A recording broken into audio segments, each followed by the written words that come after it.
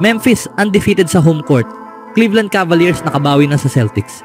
At Stephen Curry nagreklamo na sa rotation ni Steve Kerr. Napakahirap.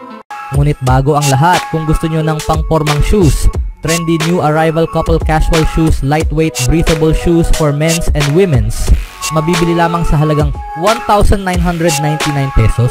I-click lamang ang link sa comment section. Si Jaren Jackson Jr. ay nagtala ng 25 points, 8 rebounds, and 3 blocks nang talunin ng Memphis Grizzlies ang Indiana Pacers sa score na 136-121 nung linggo matapos burahin ang 19-point lead ng Pacers sa first half. Nagtapos si Ja Morant na may 19 points and 8 assists, habang sina Marcus Smart at Desmond Bane ay nagdagdag ng 16 points, bawat isa, na nagbigay sa Memphis ng kanilang ika-6 na sunod na panalo. Pinangunahan ni Benedict Mathurin ang Pacers na may 19 points and 9 rebounds, kasama ang 5 iba pang players ng Indiana na nagtapos sa double figures. Nag-ambag si Pascal Siakam ng 17 points and 6 assists, habang si Obi Toppin ay may 16 points and 8 rebounds. Nagkaroon ng tulong ang Pacers sa issue ng injury nang bumalik si Andrew Nembhard, ang kanilang starting guard, matapos ang 14 na larong pagkawala noong nakaraang buwan dahil sa pamamaga ng kaliwang tuhod. Nag-ambag siya ng 14 points sa first half na tumulong sa Indiana na makabuo ng double-digit na lead. Hindi na siya naglaro sa second half dahil limitado ang kanyang oras sa laro. Nakapagtala ang Indiana ng 60% shooting sa first half at umabot sa 19-point lead. Ang kanilang 68 points sa first half ang pinakamataas nila sa season, ngunit hindi sila nakasabay sa second half. Hirap ang Memphis sa shooting noong unang bahagi, ngunit bumuti ang kanilang laro matapos ang first quarter. Nagtala sila ng 53% shooting, kabilang ang 16 of 46 mula sa 3-point range. Nabawasan ng Grizzlies ang 19-point lead ng Pacers bago mag-halftime at dinumina ang Indiana sa third quarter sa score na 40-23 sa pangunguna ni Morant at Jalen Wells sa opensa. Si Tyrese Haliburton ng Indiana na may average na 25.5 points sa huling 4 na laro ay nalimitahan sa 8 puntos lamang at nakagawa ng 3 of 10 mula sa field. Ang Pacers ay maglalaro laban sa Toronto Raptors sa Martes ng gabi, habang ang Grizzlies ay bibiyahe papuntang Dallas upang harapin ang Mavericks sa parehong gabi. Sa sumunod na balita, Cavaliers superstar nagdominante sa huling bahagi ng laban kontra Celtics. Muling umangat sa tuktok ng Eastern Conference ang Cleveland Cavaliers matapos ang kanilang panalo laban sa Boston Celtics nitong linggo ng gabi. Hindi naging madali ang laban at nahulog pa nga ang Wine and Gold sa double-digit deficit sa isang bahagi ng laro, ngunit nanaig pa rin sila laban sa isa sa pinakamalalakas na team sa NBA.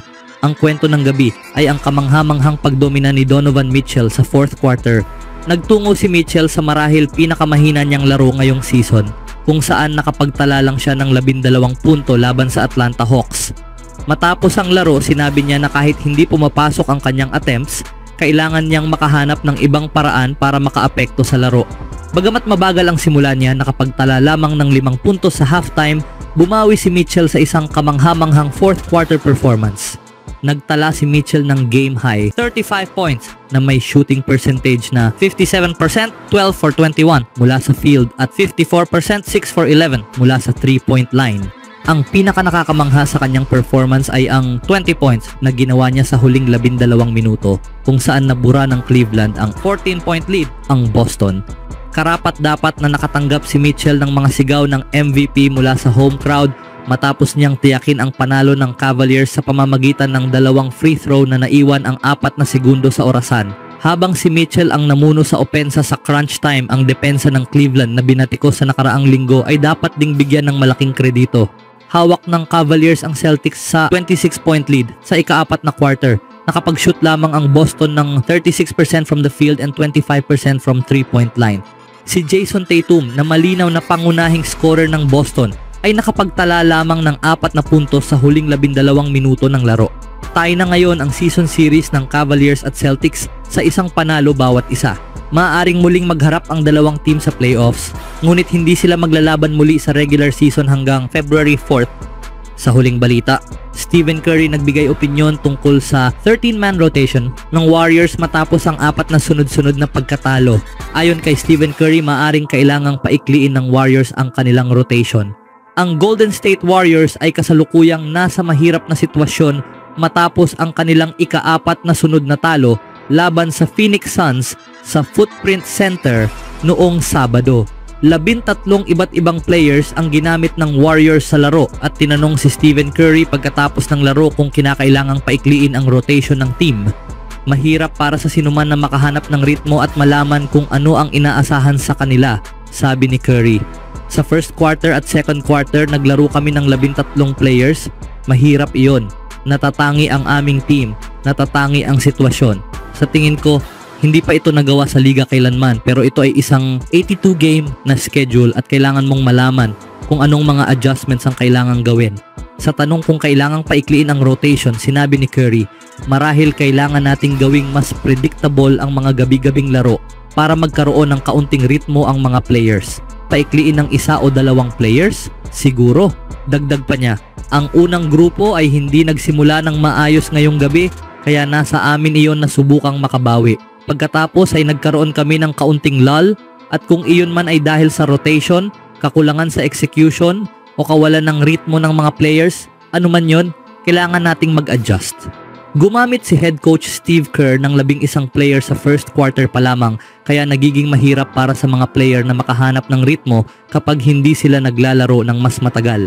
Bagamat naniniwala si Kerr na malalim ang roster ng team at maraming option, mahalaga ang continuity para sa mga player. Maraming naniniwala na kailangang bawasan ang rotation.